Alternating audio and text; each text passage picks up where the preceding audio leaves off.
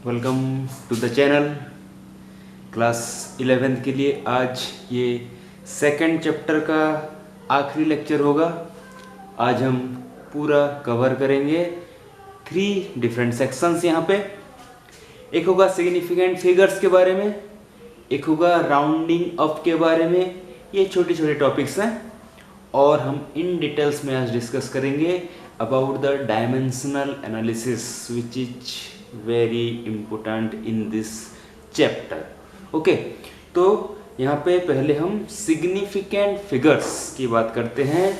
यहाँ पे लिखा है इट इज सिग्निफिकेंट फिगर्स, इसको और भी कहते हैं सिग्निफिकेंट डिजिट्स। ओके, ये है क्या, क्या काम है इसका, क्यों सिग्निफिकेंट फिगर्स हमें जानना रहता है, बस थोड़ा सा ही आइडिया ले लेते हैं। हमारे लिए ज़्यादा इम्पोर्टेंट है किसी भी नंबर के लिए, किसी भी मेजरमेंट किए हुए वैल्यू के लिए सिग्निफिकेंट फिगर्स कैलकुलेट करना आना चाहिए हमें। कुछ रूल्स होते हैं, कुछ रूल्स को फॉलो करके हमें आना चाहिए कि कैसे हम कैलकुलेट करेंगे कितने ठो सिग्निफिकेंट फिगर्स उसमें होते हैं। वो ज़्यादा इम्पोर्टेंट है, उसके ऊपर ज़्यादा ध्यान देंगे। फिर भी थोड़ा सा इसका इंट्रोडक्शन ये है क्या। अब देखो, मेजरमेंट करते हैं, कुछ वैल्यूज निकालते हैं, पर जो हम वैल्यू बोलते हैं कि इतना है, इन प्रैक्टिस हम पूरी तरह से श्योर होकर वो वैल्यू नहीं बोलते, ऐसे ही बोल देते हैं बहुत बार। ये हमारा आदत है, ये प्रैक्टिस बन ही गया है कि हम क्या करेंगे, एक राउंड अप करके एक वैल्यू बोल देंगे। राउंड अप मतलब सपोज यहाँ से कहीं तक, सपोज कितना है, 9.2 किलोमीटर है एग्जैक्टली। सपोज हम वो नहीं बोलेंगे, हम बोलेंगे 10 किलोमीटर होगा और हम वो मान भी लेंगे। ठीक है, ऐसा हमारा प्रैक्टिस रहता है। ठीक है, तो ऐसी चीज़ों पे, पर साइंटिफिक मेजरमेंट में तो ये डिफरेंस तो दिखाई देगा। साइंटिफिक मेजरमेंट अगर किसी का करेंगे तो हमें वहाँ पे ये डिफरेंस फील होना चाहिए, ये फैक्ट हमें जानना चाहिए कि नहीं, इसमें कुछ एरर हो सकता है, एग्जैक्ट ये शायद नहीं हो सकता। ठीक है, ये जस्ट ऐसी थियोरेटिकल बातें हैं। सिग्निफिकेंट फिगर्स ये बताता है कि अगर किसी भी मेजर्ड वैल्यू का सिग्निफिकेंट फिगर हमें मालूम है, दैट्स मीन कि हम ये बोल सकते हैं कि कितना ज़्यादा कॉन्फिडेंटली हम उस मेजरमेंट वैल्यू को बोल रहे हैं, ये बताता है सिग्निफिकेंट फिगर्स। ठीक है, जितना ज़्यादा सिग्निफिकेंट फिगर्स होगा हम उतने ज़्यादा एक्यूरेसी के पास जा रहे हैं। हम पढ़े थे एक्यूरेसी प्रिसिशन, उसी टाइप का ही ये कुछ कंसेप्ट है सिग्निफिकेंट फिगर। सिग्निफिकेंट फिगर जितना ज़्यादा होगा एक्यूरेसी के उतने पास हम जाते हैं। ठीक है, ये बात लॉजिकल बात है, पर हमें ज़्यादा इम्पोर्टेंट ये है कि किसी भी गिवन अमाउंट, किसी भी गिवन क्वांटिटी, किसी भी गिवन मेजरमेंट वैल्यू का सिग्निफिकेंट फिगर्स कितना तो होगा वो जानने के लिए कुछ रूल्स हैं। कंफ्यूजन कुछ आ सकता है, बताया जाएगा। ओके, रूल्स आपको याद रखने हैं, अप्लाई करना आना चाहिए। ठीक है, स्टार्ट करते हैं रूल्स। सिग्निफिकेंट फिगर्स लिखने का रूल्स। ठीक है, सिग्निफिकेंट फिगर लिखने का रूल्स। रूल नंबर 1 ये कहता है कि अगर कोई नंबर लिखा है, कोई मेजर्ड वैल्यू जैसे लिखा है, तो वहां पे ऑल नॉन जीरो, नोट करेंगे इसको, रूल्स नोट करना नेसेसरी है। All non zero digits are significant. जितने भी नॉन जीरो डिजिट्स लिखेंगे किसी भी नंबर में, सबको हम सिग्निफिकेंट मानेंगे, जितने भी नॉन जीरो डिजिट्स लिखेंगे। जैसे एग्जांपल के तौर पे यहाँ पे मैं लिख रहा हूँ 23, तो यहाँ पे 2 सिग्निफिकेंट फिगर है। यहाँ पे मैं लिख रहा हूँ 125, 3 सिग्निफिकेंट फिगर है। यहाँ पे मैं लिख रहा हूँ 2.327। डेसिमल की बात, मतलब डेसिमल है तो कुछ चेंज नहीं हो जाता। यहाँ पे 4 डिजिट है, चारों नॉन जीरो है। जो लिखा जा रहा है उस पे देखो। ठीक है, इसको और क्या बना सकते हैं उस पे मत सोचो, जो हम सीख के आए हैं उसके हिसाब से तो यहाँ पे जितने भी जीरो दे दो चलेगा, कोई फर्क नहीं पड़ता। यहाँ पे वो अप्लाई मत करना, जो लिखा जा रहा है वैल्यू उस पे ही कैलकुलेट करो। ठीक है ना, तो यहाँ पे 4 डिजिट सिग्निफिकेंट होंगे क्योंकि चारों नॉन जीरो है। ठीक है, तो ये पहला रूल हो गया, all non zero digits are significant. Non zero की बात अब आते हैं जीरो में, वो ज्यादा इंपॉर्टेंट है। ठीक है, जीरो में आते हैं तो सेकंड रूल ये कहता है ending zeros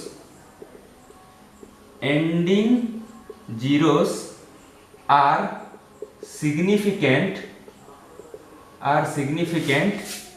if they are after decimal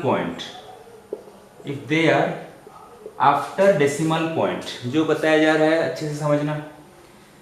अब जीरो की बात करते हैं, तो कोई भी नंबर हम लिख दिए, मेजर्ड वैल्यू हम जो मेजर करेंगे वो लिखेंगे, है ना। तो उसके एंडिंग जीरो मतलब ट्रेलिंग जीरो, आखिरी में जो जीरो होंगे वो सिग्निफिकेंट कब होंगे, अगर वो डेसिमल पॉइंट के बाद है।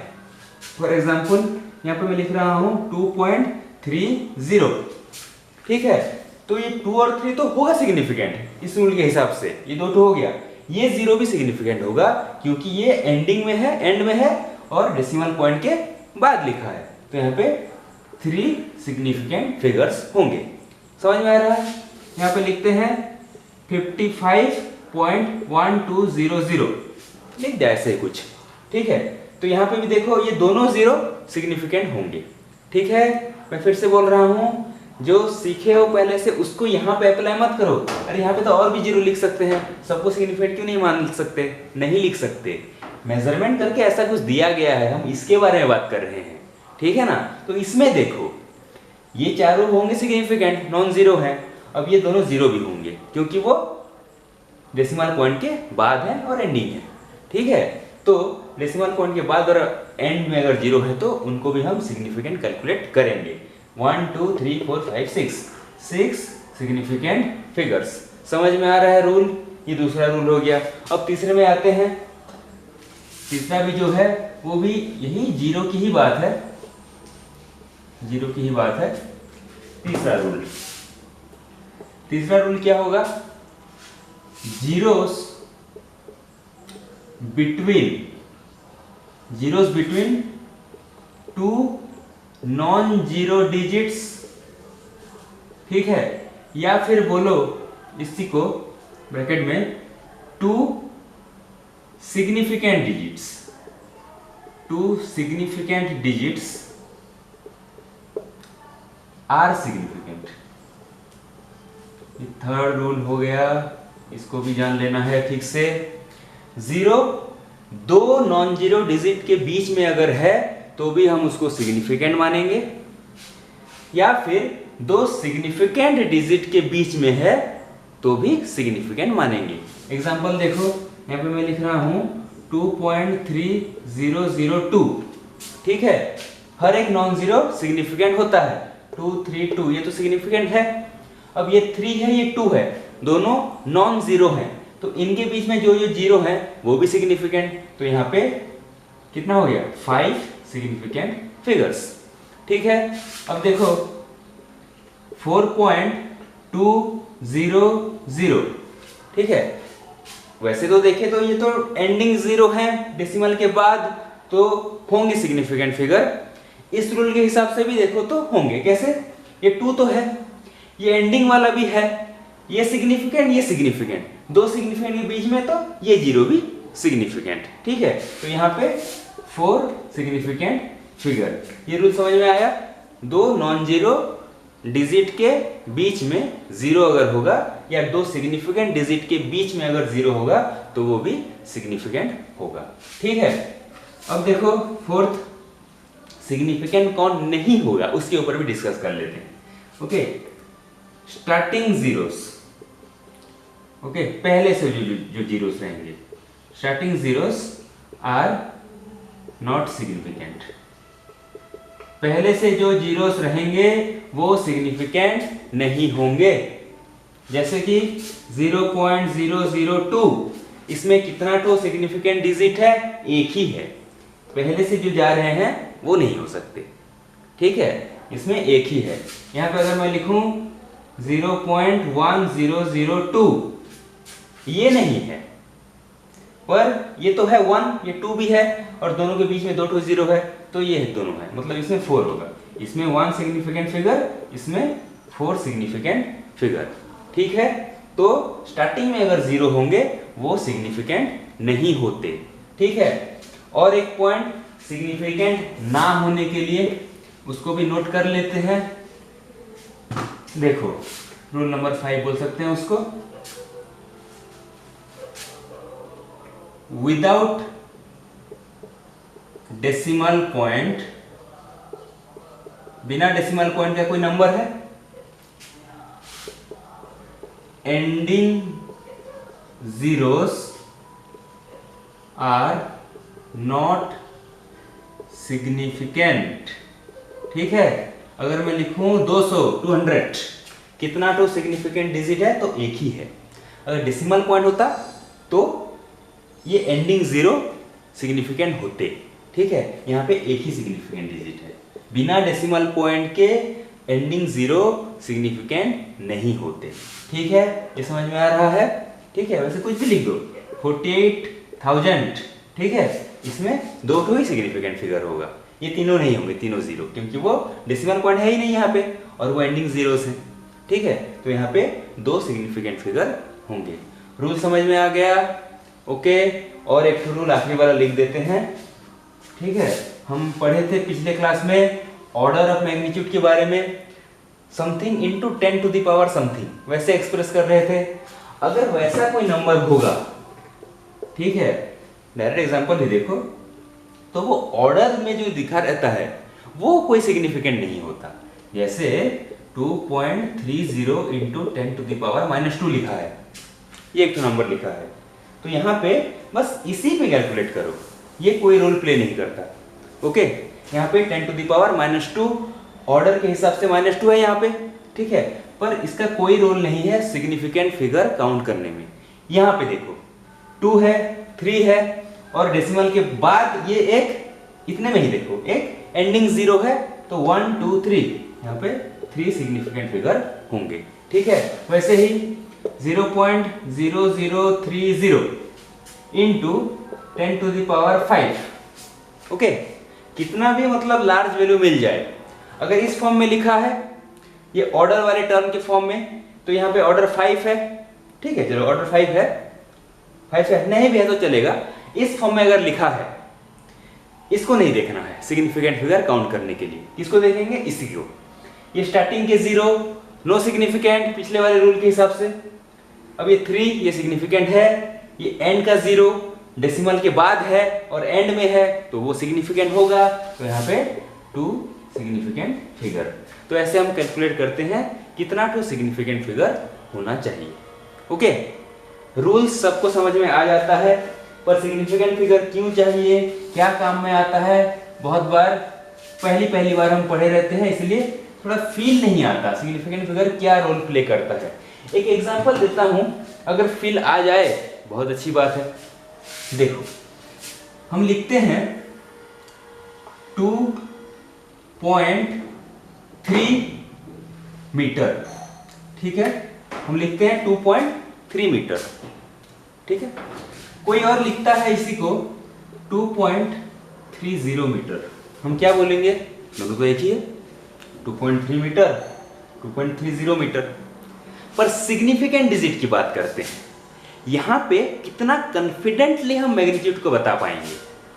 ओके, यहां पे देखो, क्योंकि ये 2 डिजिट तक जा रहे हैं, मतलब प्रिसिशन ज्यादा है, प्रिसिशन ज्यादा है, प्रिसिशन के साथ हम एक्यूरेसी की और ज्यादा बढ़ रहे हैं। इस केस में इसमें 3 सिग्निफिकेंट फिगर होगा रूल के हिसाब से, 1 2 3, यहाँ पे 2 ही होगा। ठीक है, कंपैरिजन वही है कि एक्यूरेसी की तरफ कौन ज्यादा शो कर रहा है, ये ज्यादा शो कर रहा है। कुछ फील आ रहा है? ठीक है, क्वेश्चंस करना है हमें बहुत ज्यादा से ज्यादा, वही नंबर्स दिया रहेगा, सिग्निफिकेंट फिगर काउंट करके लिखना है। बुक्स में भी रहते हैं, ऐसे ही एग्जांपल्स कर सकते हैं। Okay, very good. तो अब आगे बढ़ते हैं, सिग्निफिकेंट फिगर का थोड़ा ऑपरेशन देखते हैं। ऑपरेशन मतलब अगर नंबर्स को हमें प्लस या माइनस करना है, तो फाइनली हमें किस तरह से उसे रिप्रेजेंट करना होगा, मल्टीप्लाई या डिवीजन करना है तो फाइनली हमें किस तरह से उसे रिप्रेजेंट करना होगा सिग्निफिकेंट फिगर के टर्म में देखेंगे। ठीक है, तो पहले हम वही देखते हैं सम और डिफरेंस में। सम या डिफरेंस निकालना रहेगा तो एग्जांपल से ही देखते हैं। सपोज हमें समेशन निकालना है 1.2 प्लस 4.22 प्लस 45.221। ठीक है, तो यहां पे क्या करना है, रूल ये कहता है, सीधे रूल पे चलो। अब इसमें ज्यादा एक्सप्लेन करने लगेंगे तो शायद कोई मतलब का नहीं होगा। ठीक है, रूल ये कहता है पहले सबको जैसे ऐड करते हैं वैसे ऐड कर दो। ठीक है, ऐड कर दो सबको। मैं ऐड कर रहा हूं, ये हो गया 1.2, ये हो गया 4.22, ये हो गया 45.221। ऐड कर देते हैं 1 4 6, ये कितना हो गया 0 5, इतना मिलेगा ऐड करने से। अब क्या करना है, अब इन तीनों नंबर को देखो, सबसे कम डेसिमल डिजिट्स किसमें है, डेसिमल पॉइंट के बाद सबसे कम इसमें है, तो ऐसा ही यहां पे रहना चाहिए। डेसिमल पॉइंट के बाद अगर एक है मतलब मिनिमम सब में किसमें मिनिमम है, इसमें मिनिमम है, तो वैसा ही ये दिखना चाहिए, मतलब डेसिमल पॉइंट के बाद उतने ही डिजिट इसमें होने चाहिए। तो रूल के अकॉर्डिंग ही मैं बोल रहा हूं, इसका आंसर होगा 50.6। एक ही डिजिट है डेसिमल के बाद, तो ये होगा इसका आंसर।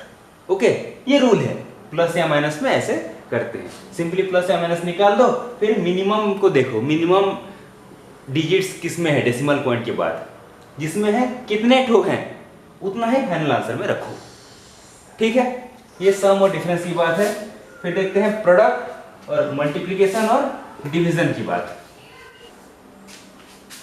अब मल्टीप्लिकेशन डिवीजन में देखते हैं, यहाँ पे 3 अलग अलग नंबर लिखे हैं, तीनों का मल्टीप्लिकेशन निकालना है। ओके, निकाल के देखना, इतना आएगा। ठीक है, पर रूल ये कहता है कि इन तीनों को देखो, सबसे minimum number of significant figure किसमें है, इसमें 2 सिग्निफिकेंट फिगर। तो इस रिजल्ट को भी ऐसे बनाओ ताकि 2 ही सिग्निफिकेंट फिगर रहे। ठीक है, तो देखो अगर इसको चारों को अगर लिखते हैं तो भी 3 आ जाएगा, डेसिमल के बाद तो लिख ही नहीं सकते और ज़्यादा आएगा, तो इसको लिख सकते हैं हम 4800, ये लिख सकते हैं।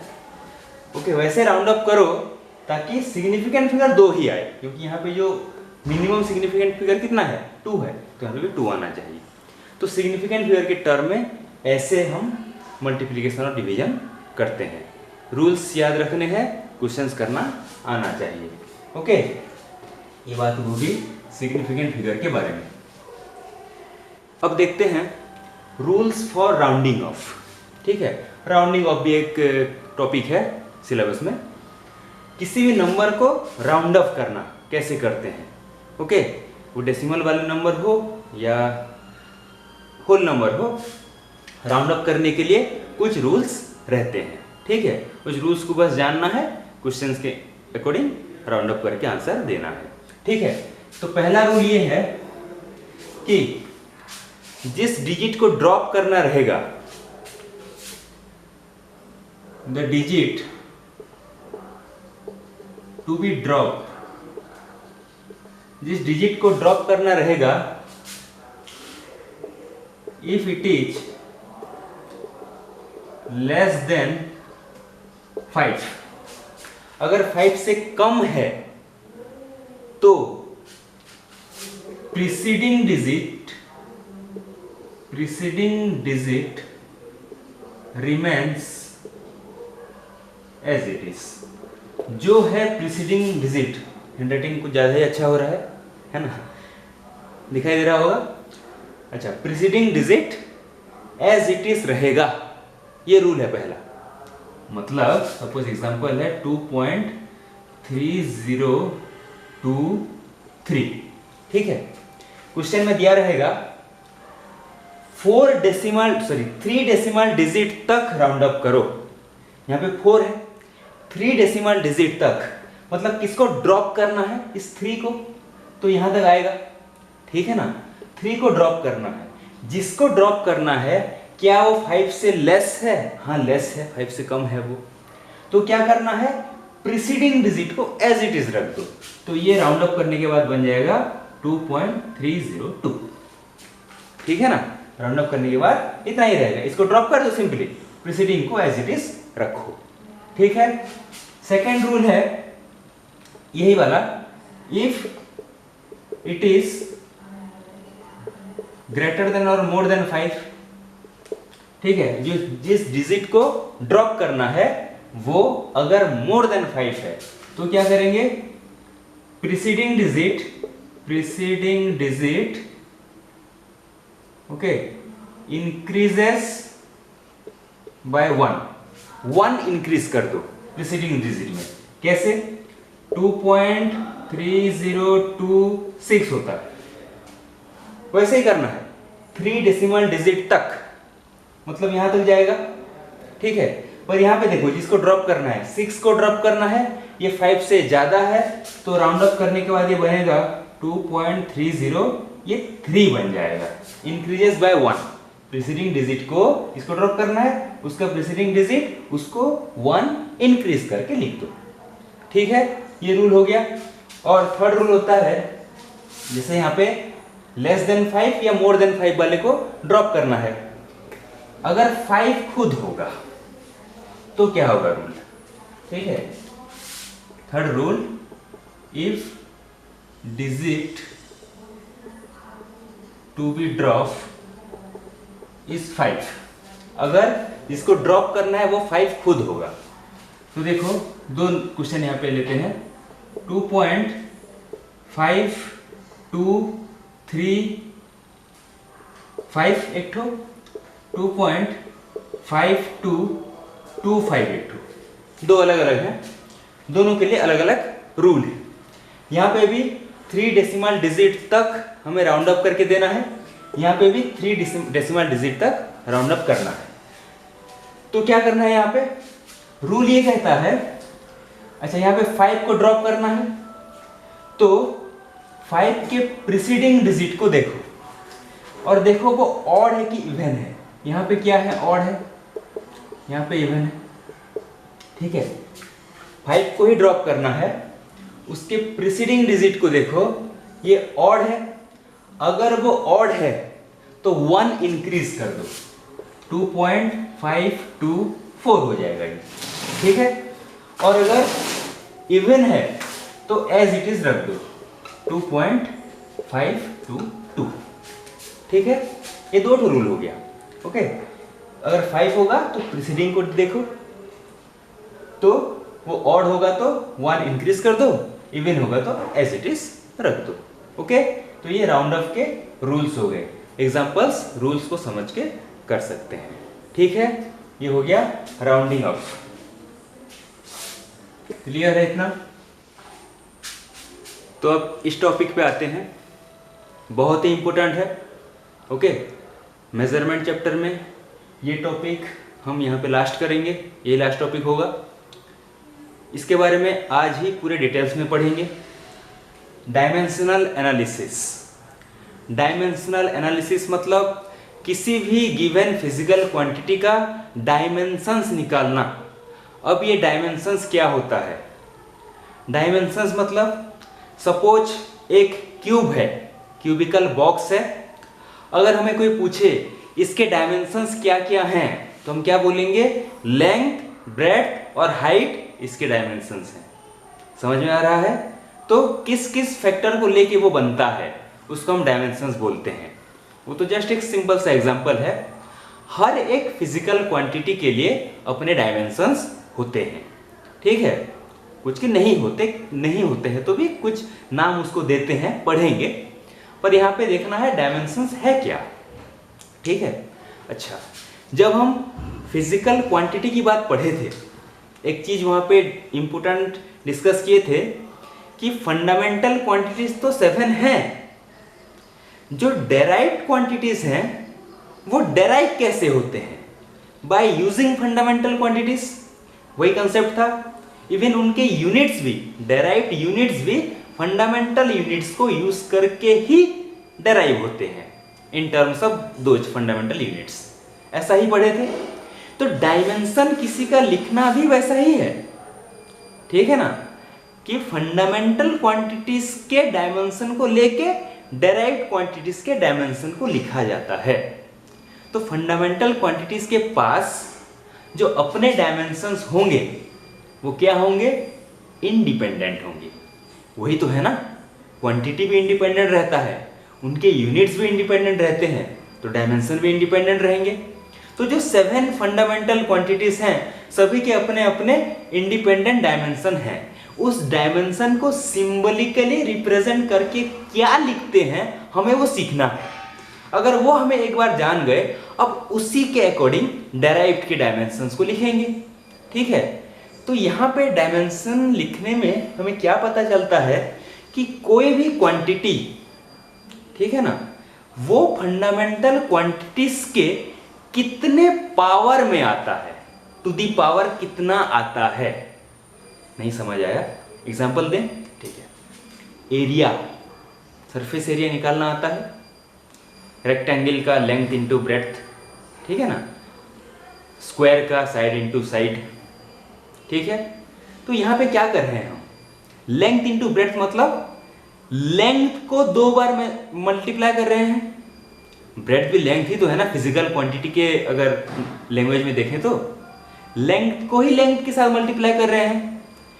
साइड इंटू साइड मतलब भी लेंथ और लेंथ को। तो उस एरिया में ये जो फंडामेंटल क्वांटिटी है लेंथ, उसका पावर कितना आया, 2 आया, ठीक है ना। वैसे रिप्रेजेंट करने को हम डायमेंशन लिखना कहते हैं। एग्जाम्पल एक के बाद एक करते जाएंगे और क्लियर होंगे। तो सबसे पहले वही बात है, फंडामेंटल क्वांटिटीज के डायमेंशन को हम कैसे रिप्रेजेंट करेंगे वो पहले जान लेते हैं। 7 है, मास जैसे है, ओके। इसके लिए कैपिटल M यूज करते हैं। चलिए ऐसे स्क्वायर ब्रैकेट देते हैं, ये रूल में m टू दी पावर 1 लिखने से भी चलेगा, नहीं लिखने से भी चलेगा। मास मतलब एक मास है तो टू दी पावर 1, नहीं लिखने से भी चलेगा। लेंथ दूसरा फंडामेंटल क्वांटिटी, इसके लिए कैपिटल L लेते हैं, स्क्वायर ब्रैकेट दे देते हैं, रूल है। अच्छा, टाइम, इसके लिए कैपिटल T लेते हैं स्क्वायर ब्रैकेट में। टेम्परेचर, अब फिर से एक तो T आ गया, क्या फिर से T लेंगे, नहीं लेते। इसका यूनिट क्या है, ऐसा यूनिट केल्विन, तो K लेते हैं इसकी जगह पे, ठीक है। इसके डायमेंशन यूज करने के लिए K को यूज किया जाता है। फिर लुमिनस इंटेंसिटी, शॉर्ट फॉर्म लिख दिया हूं क्योंकि तुम लोगों को सब पता है ना। लुमिनस इंटेंसिटी, इसके भी यूनिट के अकॉर्डिंग CD लिखते हैं, ठीक है, इसका डायमेंशन के लिए।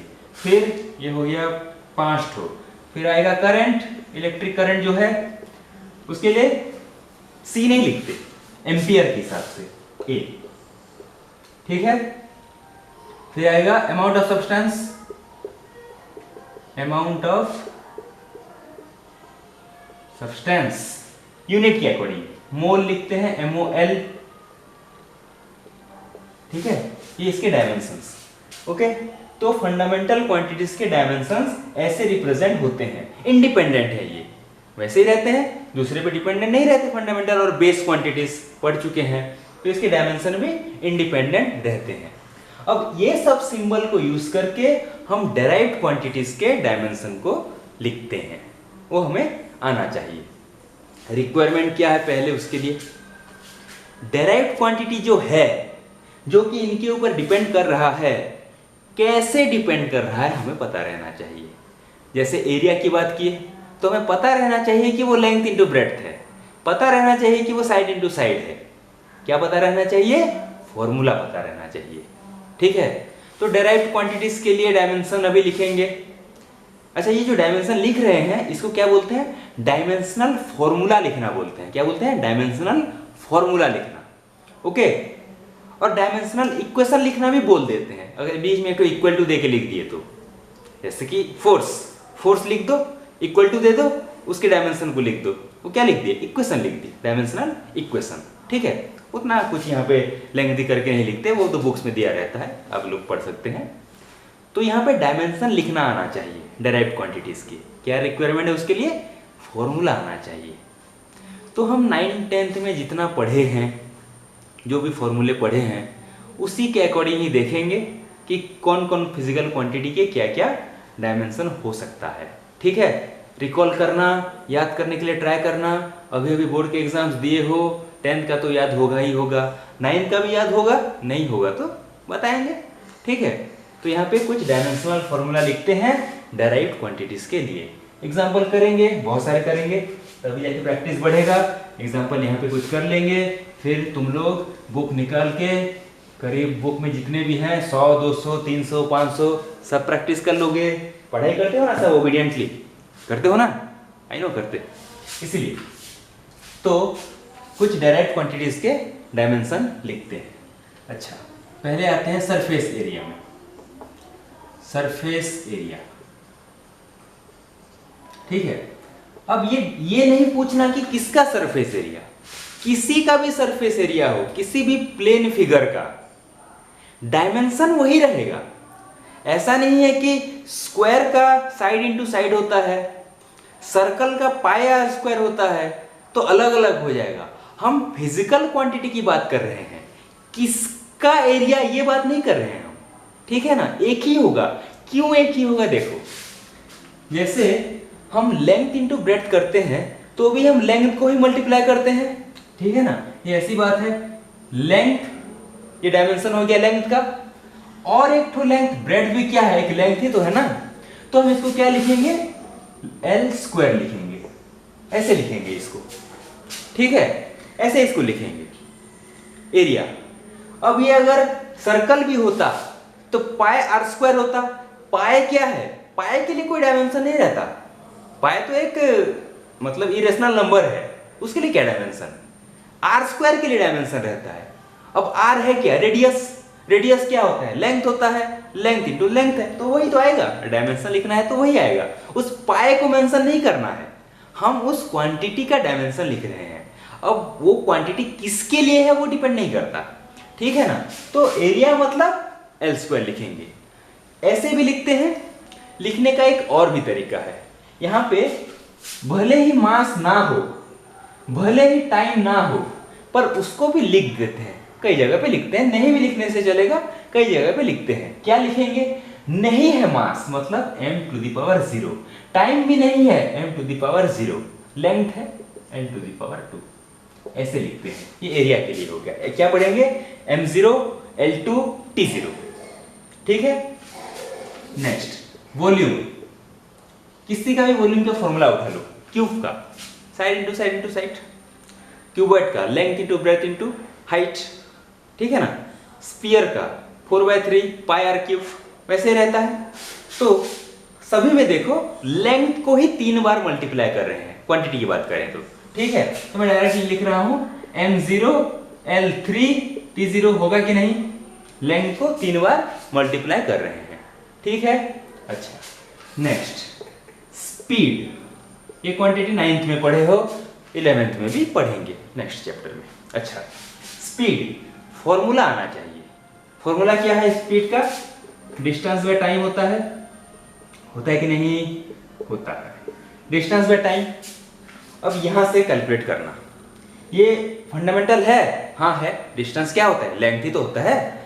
ये हाँ है टाइम, तो इसको ऐसे लिख सकते हैं, ये हो गया L, ये हो गया T।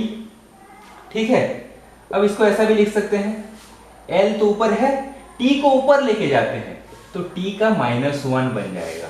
अब नीचे है डिनोमिनेटर में, ऊपर गया तो -1 बन गया। ये लिखने से भी चलेगा, या तो इसको ऐसे लिख दो m0 l1, या l1 नहीं लिखने से भी चलेगा, t-1। ये हो गया किसका? स्पीड का। ठीक है, वेलोसिटी का क्या होगा? वेलोसिटी का क्या होगा? अरे यही होगा।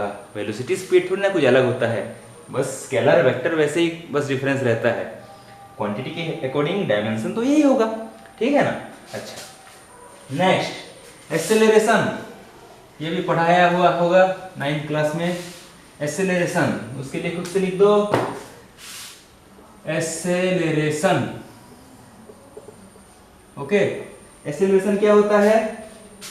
Change in speed by time, ऐसे ही होता है, change in speed by time. मतलब इसको ऐसे ही फॉर्मूला लिखते हैं, स्पीड बाय टाइम करके लिखते हैं। एक्चुअली में वेलोसिटी बाय टाइम लिखना चाहिए ना, चलो velocity by time vector quantity होता है, वेलोसिटी बाय टाइम। तो वेलोसिटी भले ही फंडामेंटल ना हो, पर उसका डायमेंशन तो अभी मालूम हो गया, उसको यूज करेंगे, ठीक है ना। वेलोसिटी क्या हो गया? एल टी माइनस वन हुआ है अभी, टाइम तो टी होता है, इसको ऊपर लेके जाओ तो एल टी माइनस टू होगा कि नहीं? इसको और क्या लिखेंगे? M zero L one T minus two. समझ में आया?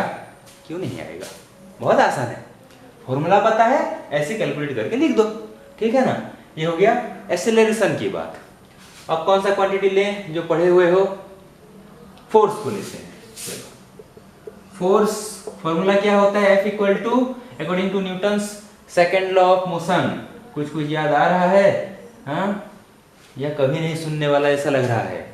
F इक्वल टू ma होता है, m into mass into acceleration. Mass के लिए m1 हो गया, एक्सेलरेशन अभी निकला है L1 t माइनस टू, ठीक है। तो कंबाइनली क्या बन गया? m1 L1 t minus two. ये हो गया फोर्स के लिए डायमेंशनल फॉर्मूला। ओके, और क्या क्वांटिटी ले? वही 9 के अकॉर्डिंग ही लेते हैं, वर्क डन लेते हैं, ठीक है। वर्क डन पढ़े हो? वर्क डन भी, work done W equal to F S, ऐसे लिखते थे, फोर्स इंटू डिस्प्लेसमेंट। तो अभी फोर्स का मिला m1 L1 t minus two, यही मिला था फोर्स का। ये डिस्टेंस है, मतलब लेंथ L1, ठीक है। अब कंबाइनली क्या होगा? m1 हो गया L1 L1, L2 हो गया t माइनस टू, ये हो गया वर्क डन का, ठीक है। अब एनर्जी का निकालते हैं, ठीक है। दो टाइप का एनर्जी पढ़े हो मैकेनिकल एनर्जी में, एक पढ़े हो काइनेटिक एनर्जी, काइनेटिक एनर्जी, एक पढ़े हो पोटेंशियल एनर्जी, पढ़े हो ना। काइनेटिक एनर्जी का फॉर्मूला होता है half M V square, potential energy का होता है mgh, potential energy at a height, ठीक है ना। तो यहाँ पे क्या होगा? देखो, हाफ का कोई नहीं होता डायमेंशन, ठीक है ना। क्वांटिटी तो ये है, मास का हो गया m1, वेलोसिटी का स्क्वायर, वेलोसिटी था L1 t माइनस वन, उसका स्क्वायर तो कितना आएगा? ये m1, ये L2 हो गया, ये t माइनस टू हो गया। अब इसका देखते हैं, इसका m1 हो गया मास का, g क्या होता है? एक्सेलरेशन होता है, एक्सेलरेशन ड्यू टू ग्रेविटी। तो एक्सेलरेशन का क्या होगा? L1 t माइनस टू, ठीक है ना। h क्या है? हाइट, हाइट मतलब लेंथ, लेंथ मतलब L1 है, ठीक है। तो ये कितना बन गया? m1 L2 t minus two. Kinetic energy बोलो, पोटेंशियल एनर्जी बोलो, या किसी भी फॉर्म का एनर्जी बोलो, यही होता है डायमेंशन, ठीक है। और ये भी पढ़े हो 9th क्लास में, वर्क एनर्जी कन्वर्जन होता है ना। वर्क डन और एनर्जी दोनों का यूनिट जूल होता है, दोनों सेम टाइप के फिजिकल क्वांटिटी हैं। तो देखो डायमेंशन में सबका सेम ही आ रहा है, ठीक है। तो ये वर्क एनर्जी ये हो गया, कुछ और फिजिकल क्वांटिटी। तो ऐसे ही कुछ और करते हैं, मोमेंटम। चलो इजी वाले कर रहे हैं। मोमेंटम, हमें फॉर्मूला पता रहना चाहिए, ओके। मोमेंटम, लीनियर मोमेंटम भी कहते हैं उसको, ओके। मोमेंटम तो और भी टाइप के होते हैं, पढ़ेंगे बाद में। मोमेंटम फॉर्मूला क्या होता है इसका? m इंटू वी होता है, मास इंटू वेलोसिटी। मास का हो गया m1, वेरी गुड। v का हो गया L1 t माइनस वन, तो ये हो गया m1 L1 t minus one. As simple is that, this is the dimensional formula of momentum, ठीक है। ज्यादा नहीं हुआ है, पर इतना ही करते हैं। बहुत से एग्जांपल्स बुक में दिखेंगे, कुछ सुने हुए लगेंगे तुम्हें क्योंकि पिछले क्लासेस में पढ़े होगे, कुछ नए लगेंगे जो आने वाले 2 साल में पढ़ोगे ही पढ़ोगे, ठीक है। प्रैक्टिस आना चाहिए, फॉर्मूला पता रहना चाहिए, डायमेंशनल फॉर्मूला लिख सकते हो, ठीक है। तो ऐसे डायमेंशनल फॉर्मूला लिखते हैं। ओके, अच्छा, ओके। अब देखते हैं डायमेंशन के अकॉर्डिंग कुछ क्वांटिटीज को कुछ ग्रुप्स में डिवाइड किया गया है डायमेंशन के अकॉर्डिंग, ठीक है। 4 अलग अलग ग्रुप्स, क्वांटिटीज को 4 ग्रुप में डिवाइड किया गया है। पहला वाला होता है डायमेंशनल वेरिएबल, दूसरा होता है डायमेंशन लेस वेरिएबल, तीसरा होता है dimensional constant, okay. Fourth one dimension less variable, ठीक है। तो यहां पे 4 अलग अलग टाइप के क्वांटिटीज, ठीक है। डायमेंशन के अकॉर्डिंग जो क्वांटिटीज के डायमेंशन होंगे लिख सकते हैं, और वो वेरिएबल होंगे, मतलब हमें फिक्स्ड नहीं पता वो क्या होंगे। जैसे कि अभी जितने भी एग्जांपल लिखे थे, ओके, एरिया हो गया, वॉल्यूम हो गया, ठीक है ना, चलो फोर्स हो गया, एटसेट्रा एटसेट्रा, जो भी होगा क्वांटिटीज हैं, वेरिएबल है, क्या होगा कहाँ पे अमाउंट नहीं पता, डायमेंशन होते हैं इनके, अभी लिखे थे, वो हो गया dimensional variable. Dimension less variable, okay, कुछ ऐसे क्वांटिटी होते हैं जिनके डायमेंशन नहीं होते। एक तो होता है रिफ्रैक्टिव इंडेक्स, ये क्लास 10 ऑप्टिक्स में पढ़े हो। रिफ्रैक्टिव इंडेक्स वो क्या होता है, स्पीड बाय स्पीड होता है, speed of light in air by speed of light in a medium. Speed by speed मतलब डायमेंशन कुछ भी नहीं आएगा वहाँ पे, ठीक है ना, डिवाइड कर देते हैं तो उसमें कोई डायमेंशन नहीं होता। डायमेंशन लेस वेरिएबल वो है, अलग अलग मीडियम के लिए अलग अलग होगा, इसलिए वेरिएबल, ठीक है ना। रिफ्रैक्टिव इंडेक्स हो गया, और हो सकता है स्पेसिफिक ग्रेविटी। अब ये क्या है, इसको पढ़ेंगे जब डेंसिटी, रिलेटिव डेंसिटी, वो वाला टर्म है ये, रिलेटिव डेंसिटी, ठीक है, बाद में पढ़ोगे। इसका भी डायमेंशन नहीं होता, पर एक क्वांटिटी वेरिएबल होता है। अब देखो डायमेंशनल कांस्टेंट, डायमेंशन होगा पर वो कांस्टेंट होगा, कैपिटल जी, क्या होता है, यूनिवर्सल ग्रेविटेशनल कांस्टेंट, ठीक है ना। इसका वैल्यू फिक्स्ड है, 6.67 इंटू 10⁻⁻11 न्यूटन मीटर स्क्वायर पर केजी स्क्वायर होता है, फिक्स्ड है इसका वैल्यू। डायमेंशन भी इसमें रहता है, निकाल सकते हो उसी फॉर्मूले से, न्यूटन्स लॉ से, ठीक है। तो डायमेंशनल कांस्टेंट हो गया। और एक एग्जांपल मैं दे रहा हूँ, प्लांक्स कांस्टेंट, इसके बारे में शायद ही सुन पाओ तुम लोग, 11th में 12th में शायद ही सुनो, ठीक है। प्लांक्स कांस्टेंट ये भी वैसा ही कांस्टेंट है, डायमेंशन होता है पर कांस्टेंट रहता है इसका वैल्यू, ठीक है। Dimension less variable, sorry dimension less constant, dimension less constant, ठीक है। सपोज मैं पाई लिख दिया, एक क्वांटिटी लिख सकते हैं इसको, ठीक है, कोई डायमेंशन नहीं होता, कांस्टेंट होता है, ठीक है ना। सपोज यहाँ पे मैं स्मॉल ई लिख दिया, ये क्या होता है, वो चार्ज वो नहीं है यहाँ पे है ये एक्सपोनेंशियल बोलते हैं इसको, मैथमेटिक्स में पढ़ोगे, इसका भी वैल्यू रहता है, कांस्टेंट रहता है, कोई डायमेंशन नहीं रहता, ठीक है। तो बहुत सारी क्वांटिटीज को डायमेंशन के अकॉर्डिंग ऐसे डिवाइड करते हैं, ठीक है, 4 types of quantities, okay.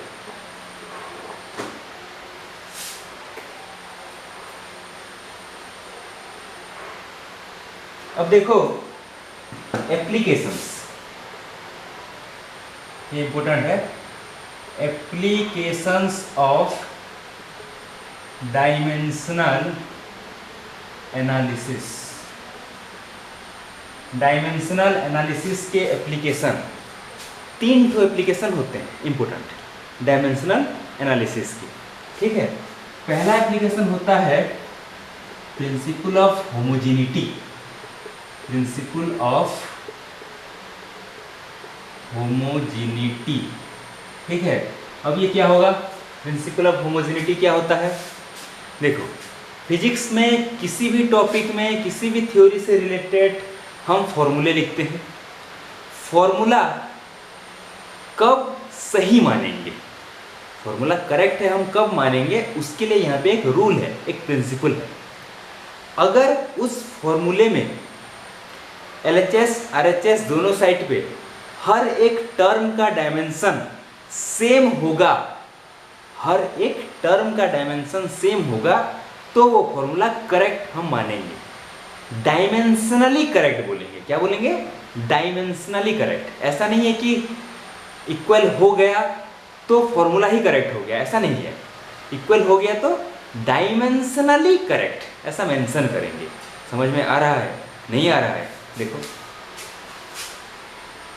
Equation of motion पता है 3 ठो, उनमें से मैं इस इक्वेशन को लिख रहा हूँ, v square minus u square equal to 2as।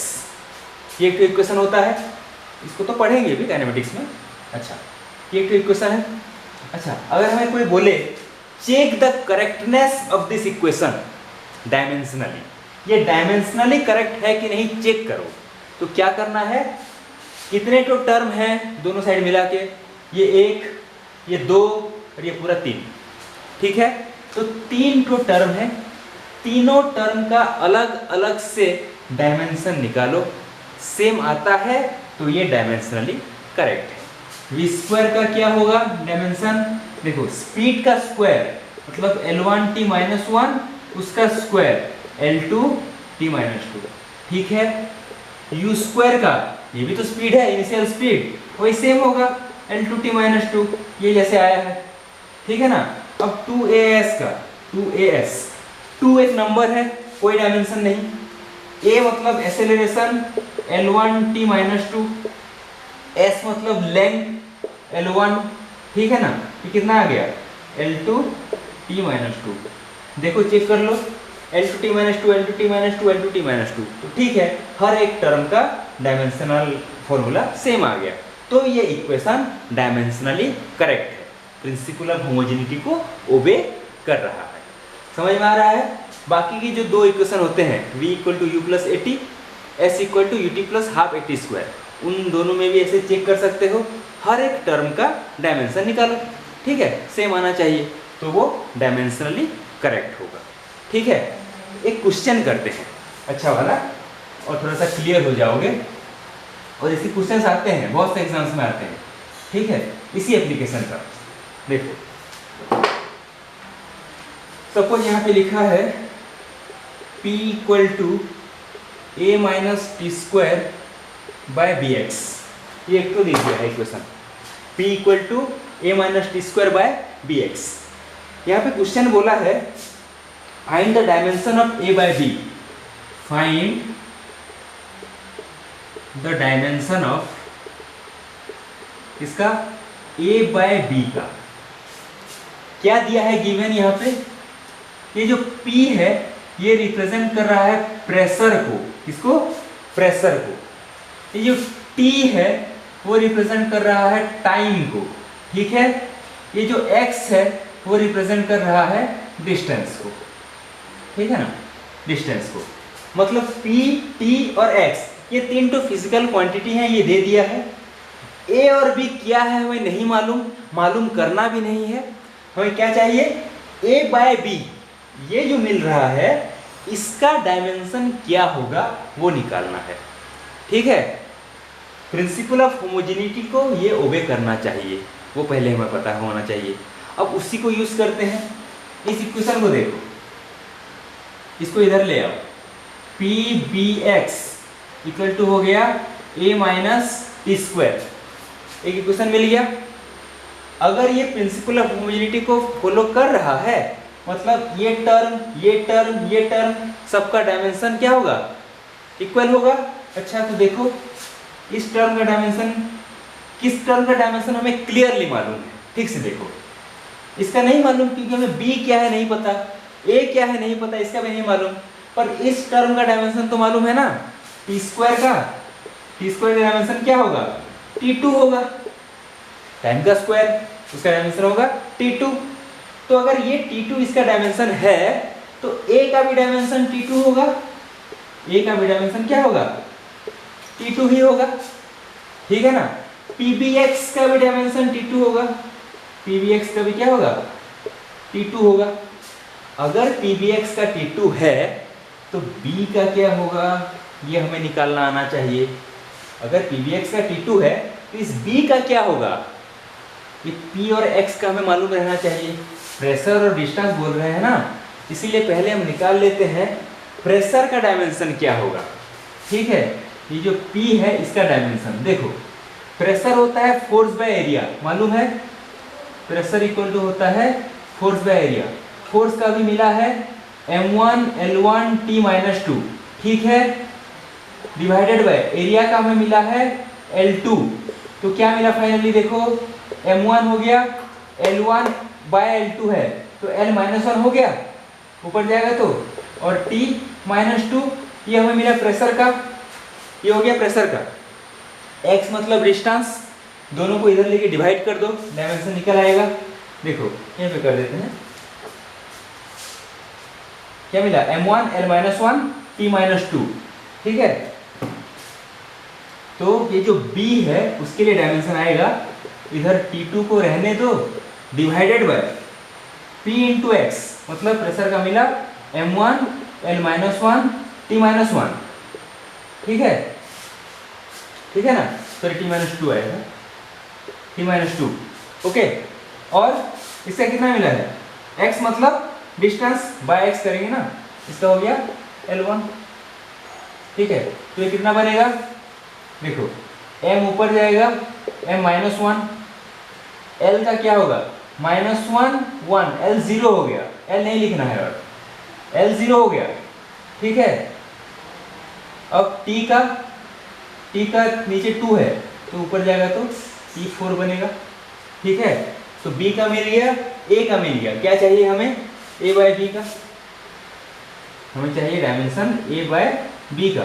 तो डिवाइड कर दो, A का हो गया T² और B का हमें मिला m-1 T4, ठीक है। तो क्या बन गया, m-1 ऊपर लेके जाओ, m1 T² तो ये हो गया T-2, 2 - 4 हो गया T-2। समझ में आ रहा है?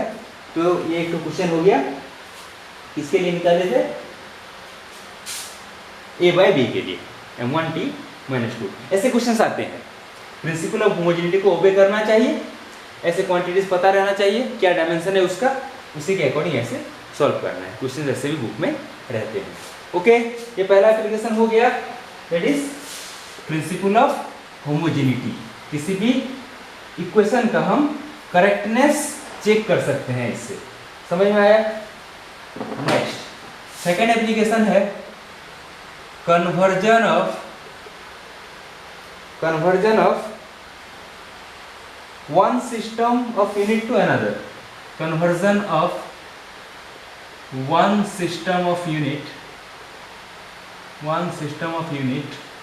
to another। सिस्टम चेंज करना है यूनिट का, मतलब फॉर एग्जांपल MKS में है CGS करना है, CGS में है MKS करना है, वैसे सिस्टम चेंज करना है।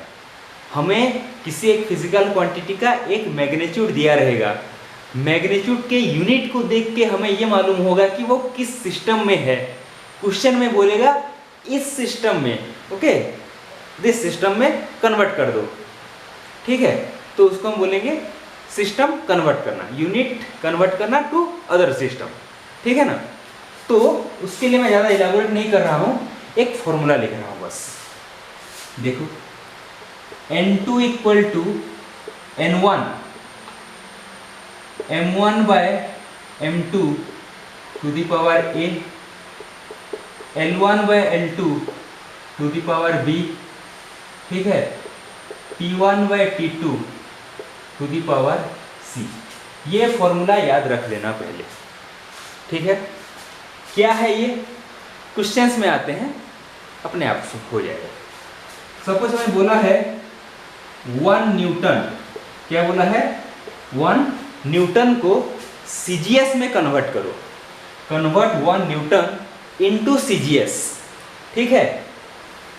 तो यहाँ पे पहले ये मालूम होना चाहिए कि जो फिजिकल क्वांटिटी दिया है वो है क्या, क्या है वो, फोर्स है। जो क्वांटिटी है उसका डायमेंशन हमें पता रहना चाहिए, ठीक है। अच्छा, फोर्स है ये, तो फोर्स के लिए डायमेंशन क्या लिखते हैं हम, फोर्स का डायमेंशन क्या होता है, m1 L1 T-2, ये फोर्स का डायमेंशन हो गया। ठीक है, अब फॉर्मूले में आओ। यहाँ पे जो ए बी सी है ना, ये जो पावर्स लिखे हो मास लेंथ टाइम के लिए, वो है ए बी सी। ठीक है, तो उसको नोट कर दो। अब ए इक्वल टू हो गया 1, बी इक्वल टू हो गया 1, सी इक्वल टू हो गया -2। ठीक है, मास के ऊपर जो है वो ए, लेंथ के ऊपर जो है वो बी, टाइम के ऊपर जो है वो सी। लिख दिए वैसे, ए बी सी मिला। अब N1 पे आते हैं। N1 मतलब है, क्वेश्चन में क्या दिया है, 1 न्यूटन दिया है ना। ये जो न्यूमेरिकल वैल्यू है इस यूनिट में, गिवन यूनिट में, इसको बोलते हैं N1। ठीक है, तो यहाँ पे N1 हो गया 1।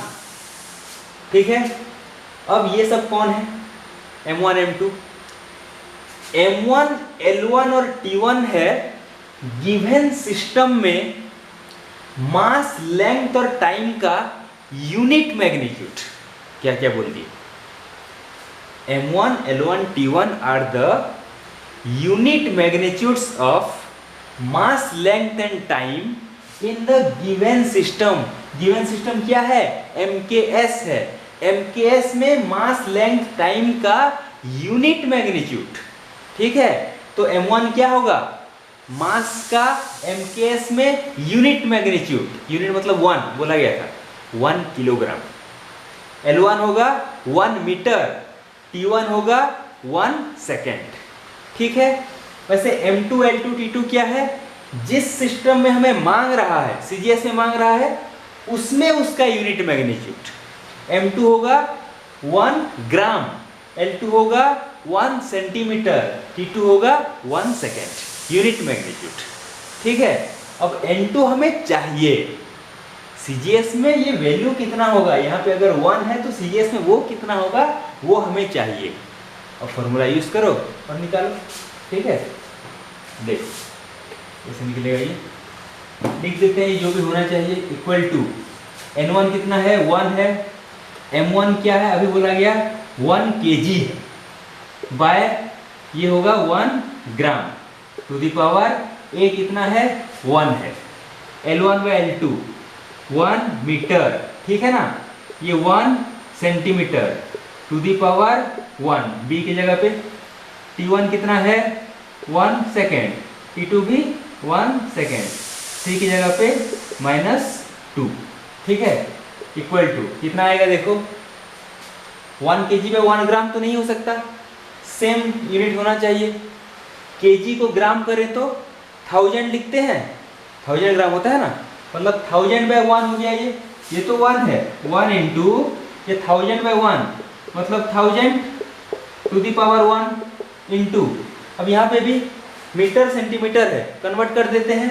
मीटर 100 सेंटीमीटर होता है, 100 बाय 1 मतलब 100, तो ये हो गया 100 टू दी पावर 1, 1 बाय 1 हो गया, तो ये 1 टू दी पावर -2। ठीक है ना, इक्वल टू देखो ये कैलकुलेट कर दो, ये तो 1 हो गया, ये 1 है, 1000 इंटू 100 ये हो गया 10 टू दी पावर 5, ये हो गया हमारा N2। ठीक है, तो ये हो गया CGS में। CGS में फोर्स का यूनिट होता है डाइन, वैसे दिया रहता है, कन्वर्ट इनटू CGS सिस्टम कहेगा या तो convert to the unit dyne कहेगा। ये फोर्स का यूनिट होता है CGS में डाइन। ठीक है, तो इस फॉर्मूले को याद रखना है, कौन क्या क्या है बताया गया। नहीं समझ में आया तो फिर से वीडियो को देखो, नोट कर लो, कह दीजिए। ठीक है, खुद से वैसे ही करना। 1 जूल ये एनर्जी का यूनिट होता है और वर्क डन का, उसको अर्ग में कन्वर्ट करो। अर्ग होता है CGS में उसका यूनिट, 1 जूल को अर्ग में खुद से करना। 1 joule equal to 10 to the power 7 erg आना चाहिए, ऐसे ही करना। एनर्जी का डायमेंशनल फॉर्मूला लिखना, फॉर्मूला इसमें यूज करना, ABC क्या होगा लिख देना, ये सब वैल्यू यूज कर देना। ठीक है ना, इतना आंसर आना चाहिए। ठीक है, ये क्या कर रहे हैं हम, conversion of one system of unit to another. ठीक है, ऐसे भी करते हैं। ये हो गया एक तो एप्लीकेशन। अब तीसरा एप्लीकेशन, अच्छा ये हो गया इसका थर्ड एप्लीकेशन। अब देखते हैं डिड्यूसिंग रिलेशन अमंग फिजिकल क्वांटिटी। हम डायमेंशनल एनालिसिस को यूज करके किसी क्वांटिटी के लिए एक फॉर्मूला फ्रेम कर सकते हैं। ठीक है, हमें पता रहना चाहिए कि वो क्वांटिटी और किस किस पे डिपेंड करता है, तो हम उसके लिए एक फॉर्मूला फ्रेम कर सकते हैं। ओके, ठीक है। देखो एग्जांपल से इसको समझो। सपोज यहाँ पे दिया है centripetal force depends on mass of body in circular motion,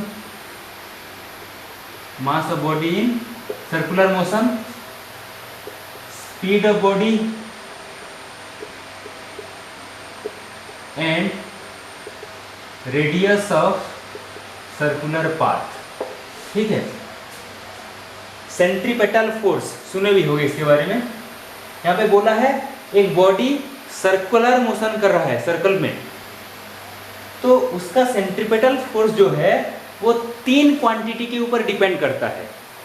एक हो गया उसके मास के ऊपर उस बॉडी के, दूसरा है जिस स्पीड से वो मूव कर रहा होगा, तीसरा है कोई सर्कुलर पाथ है उसके रेडियस के ऊपर डिपेंड करता है। ऐसा हमें इंफॉर्मेशन दे दिया है। हमें सेंट्रीपेटल फोर्स के लिए एक फॉर्मूला निकालना है। एक फॉर्मूला यहाँ पे फ्रेम करके निकालेंगे बाय यूजिंग डायमेंशनल एनालिसिस। ठीक है, देखो इसी को ही करते हैं। तो यहाँ पे सेंट्रीपेटल फोर्स बोला है, सेंट्रीपेटल फोर्स F किस पे डिपेंड करता है? पहले मास पे। अब ये नहीं बोला है कि डायरेक्टली प्रोपोर्शनल और इनवर्सली प्रोपोर्शनल, ठीक है ना, या उसके स्क्वायर के साथ, क्यूब के साथ, ठीक है ना, या स्क्वायर रूट के साथ, ये कुछ भी नहीं बोला है, वो हमें निकालना है। ठीक है, तो हम क्या लिखेंगे? पहले फोर्स डिपेंड करता है मास के ऊपर। अब ये क्या दे दिया मैं? इसको बोलते हैं प्रोपोर्शनलिटी सिंबल। ये आगे बहुत यूज होगा। ठीक है, यहाँ पे ऐसे पढ़ेंगे F डिपेंड्स ऑन मास।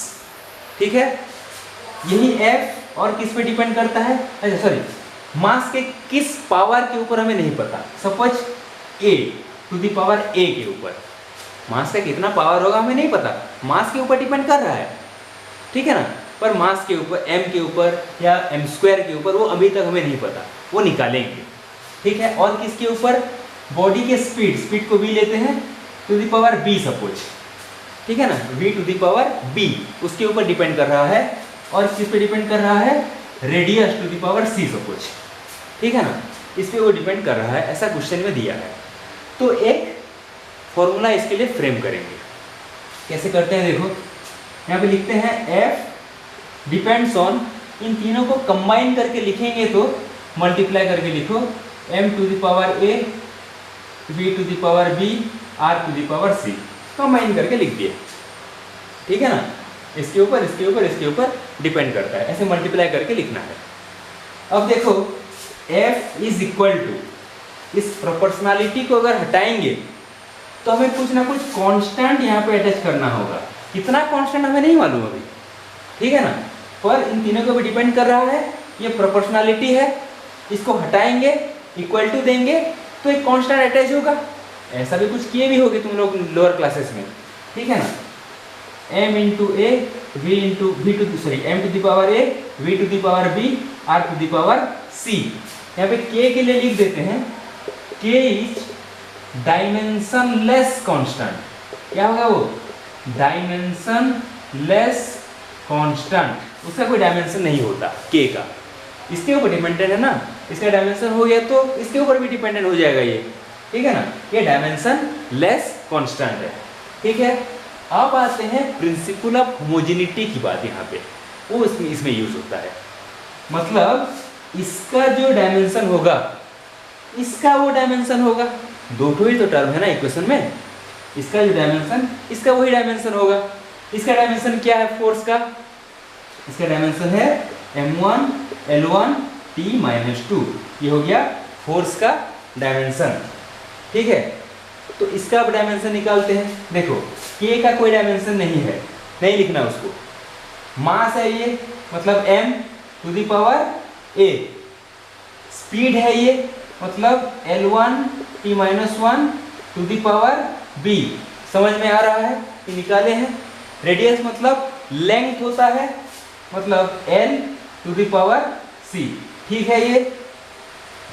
ठीक है ना, ये इतना।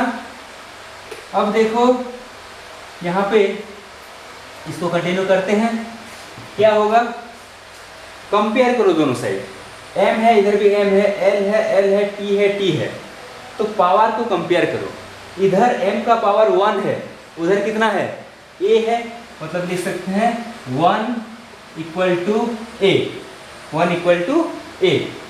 l का पावर 1 है, उधर l का पावर क्या है, ठीक से देखो, l का पावर इधर हो गया b, इधर हो गया c, पावर ऐड होता है मल्टीप्लिकेशन में, तो 1 equal to b plus c, समझ में आ रहा है।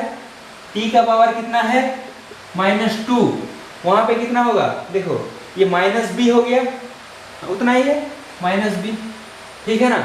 अब यहां से abc को निकाल लो, a तो हमें मिल ही गया है, b यहां से मिल गया, b इक्वल टू 2 हो गया यहां से, इसी से c मिल जाएगा, 1 इक्वल टू b के जगह पे 2 प्लस c, तो c इक्वल टू हो गया 1 माइनस 2 माइनस 1। देखो a b c हमें मिल गया।